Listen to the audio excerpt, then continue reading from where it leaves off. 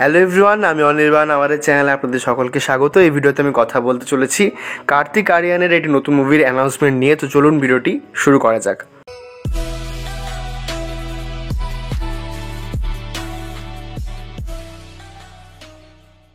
তো এই যে অ্যানাউন্সমেন্টটা হয়েছে কার্তিক আরিয়ানের আপকামিং মুভি, এর কিন্তু কোনো টাইটেল নেই, কিন্তু আমি শিওর হয়ে যাচ্ছি যে এটা আশিকি 3 হতে চলেছে।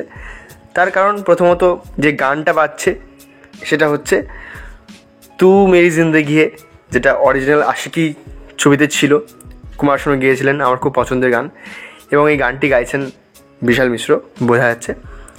আর এখানে কার্তিক আরিয়ানকে যেভাবে প্রেজেন্ট করা হয়েছে, যে একদম সে একটা ফাংশন চলছে, যেরকম আমরা আশিকি 2তে দেখেছিলাম সেরকমই, এবং এটা বিশাল হিউজ। সেখানে কার্তিক আরিয়ান স্টেজে গাইছে, তার গোটা আর কি মুখ গাল ভরা দাড়ি, এবং এই ছবিতে নায়িকার ভূমিকায় থাকছেন শ্রীলীলা।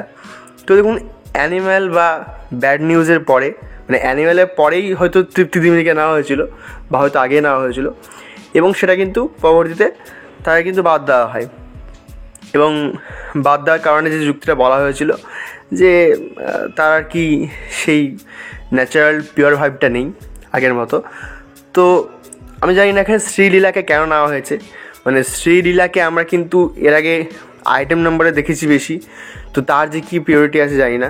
বাট তিনি খুব যে পপুলার এমনও নন, মানে পপুলার বলতে কি, তার হয়তো ডান্সের ফ্যান অনেক রয়েছে, কিন্তু তার যে অভিনয় বা তার যে সিনেমা, সেগুলোর ফ্যান আছে কিনা আমি জানি না। এবং হতে পারে এখন নতুন মুখ বলে নেওয়া হচ্ছে। তবে আমার যেটা মনে হয় যে এই ছবিতে যদি অ্যাটলিস্ট সাই পল্লবীকেও নেওয়া হতো, তাও হয়তো আর কি আমার কাছে এই প্রজেক্টটা খুব ইন্টারেস্টিং মানে হতো সেই থেকে, নায়িকার দিক থেকে।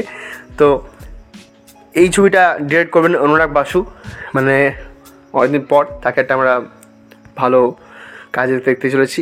আর এই ছবিতে মিউজিক ডিরেকশন করতে চলেছেন প্রীতম। তো আমার মনে হয় না যে এটা কোনো আলাদা প্রজেক্ট হবে, এটাই আর কি আশিকি 3 হতে চলেছে আমার মনে হয়। অথবা হয়তো নামের সাথে কোনো একটা ট্যাগলাইনও থাকতে পারে, কিন্তু আমার মনে হয় না যেটা অন্য কোনো প্রজেক্ট হবে। এবং দীপাবলি 2025-এ এই সিনেমাটা আসছে। তো কার্তিকের তো মানে ওই টাইমটাতে পরপর যে দুটো ছবি এসেছিলো, ভুলভুলাইয়া 2, ভুলভুলাইয়া 3, দুটোই ভালো গেছে বিজনেসে। দেখা যাক, এটাও আশা করি ভালো বিজনেস হবে, কারণ ফ্র্যাঞ্চাইজি ভ্যালু আছে, এবং গানগুলো যদি হিট করে যায় তাহলে তো কিছু বলারই নেই। এবং এই দুটো ছবির ক্ষেত্রে, মানে আশিকি আর আশিকি 2 এর ক্ষেত্রে গানগুলো কিন্তু ভীষণ ইম্পর্টেন্ট ছিল। আশিকির গানগুলো আগের জেনারেশন শুনেছে, আমরা শুনেছি। আশিকি 2 এর গানগুলো আমরা শুনছি, হয়তো পরবর্তী জেনারেশনও শুনবে।